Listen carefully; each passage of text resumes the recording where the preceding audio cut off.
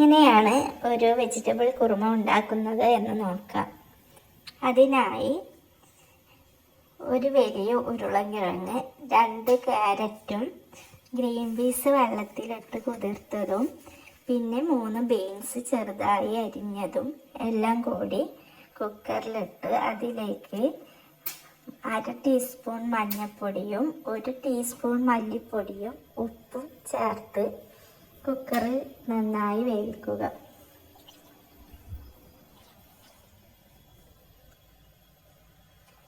രണ്ട് വിസിൽ ആവുന്നത് വരെ വെയിറ്റ് ചെയ്യാം. അതിന് ശേഷം 1 കപ്പ് തേങ്ങ ചിരവി എടുത്തത് അതിലേക്ക്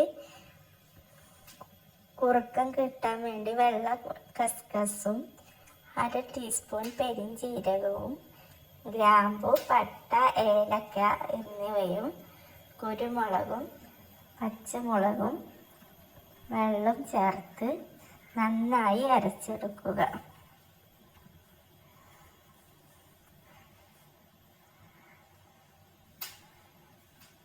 അത് അരച്ചെടുത്തതിന് ശേഷം ഒരു പാൻ അടുപ്പത്ത് വെച്ച് അതിലേക്ക് വെളിച്ചെണ്ണ ഒഴിച്ച് ഒരു ചെറിയ സവാള അരിഞ്ഞത്, ഇഞ്ചി വെളുത്തുള്ളി ചതച്ചതും കൂടി നന്നായി വഴറ്റുക.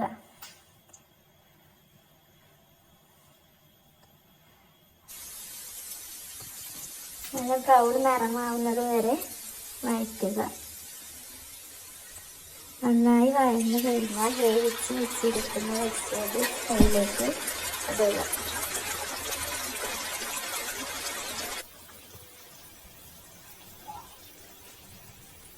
പിന്നെ നമ്മുടെ തേങ്ങ അരച്ച് വെച്ചതും കൂടി അതിലേക്ക് ഇടുക.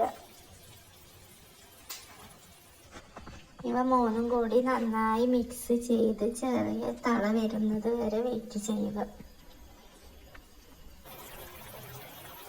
തിളച്ച് വരുമ്പോൾ നല്ല ഇല കിട്ടും.